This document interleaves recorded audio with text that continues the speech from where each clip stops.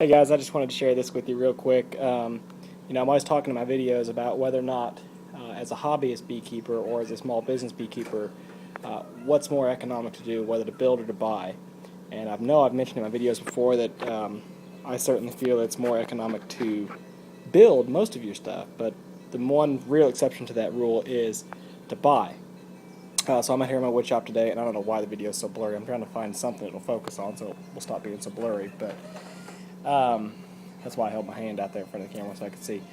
But anyway, what I wanted to show you guys was these are frames from Man Lake, pre-cut but unassembled. So here's your end piece. This is for a medium. This is one end stake. You're going to have another end bar. These are no holes drilled, nothing fancy.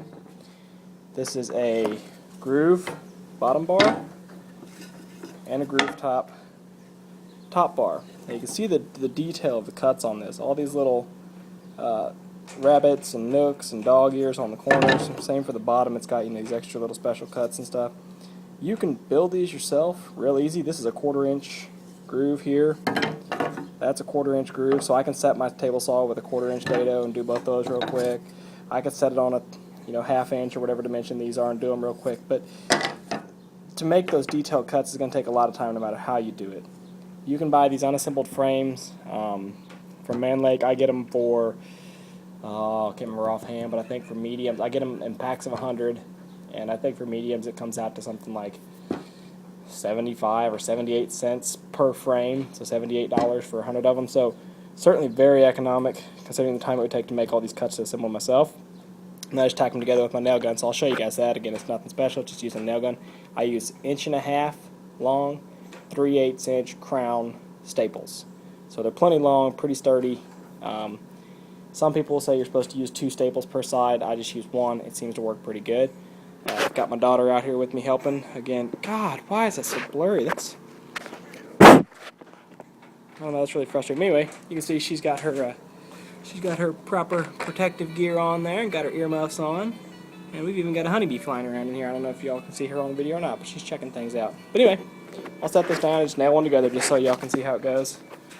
Again, it's nothing special. Let's try to get the camera to stand up on its own, maybe. Maybe I can balance it somehow. Use my tape measure to let it lean up against. Now, whatever. So be it. It ain't never going to do what I want. But anyway, I'll show you what I do here. I take the top bar. So I'm building it upside down. Stick my stakes in the ends here. Actually, I'll just show you how that is. Just stick them in there, use their own, push them down tight so they're in there wedged tight. Take your bottom bar here. Your grooves just line up like that real easy, which again, it's a lot easier with 2 hands. But just kind of squeeze them together, make sure it's square. Grab your nail gun, line up on it, pop, 1 staple. Make sure you're on a solid surface when you do this if you're using a nail gun. So see, I'm not on the wing of my saw, I'm on the actual steel body of it. If you're on something that can move, like a wing, whatever your nailing surface is can actually bounce, and it'll make your staple not set all the way. Oops. See, that's what happens when you're working one-handed. Probably not very safe. Do not take this video as an example of safety in the wood shop. But just an example. Boom. That's it. So I can usually do it about twice that fast if I'm working with both hands or more. Very, very quick to put these together.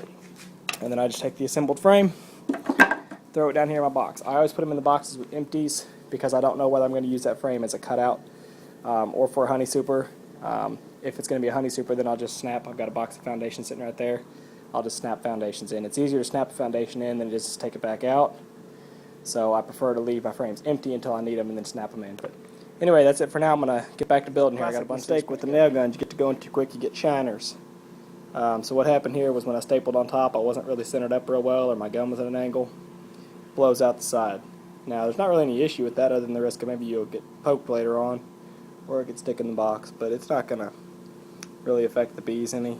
It just doesn't look very good, so just take your time until you get good at it. Usually after I've done about 10 frames, I get real proficient and stop doing this, but I'm always a little rusty when I first start. You can look there. Now my camera's focused. I don't understand this stupid thing. I'll just show you guys this real quick as a a sort of grand finale to the frame building video. But what I want to show you is this is some Man Lake Right Cell foundation.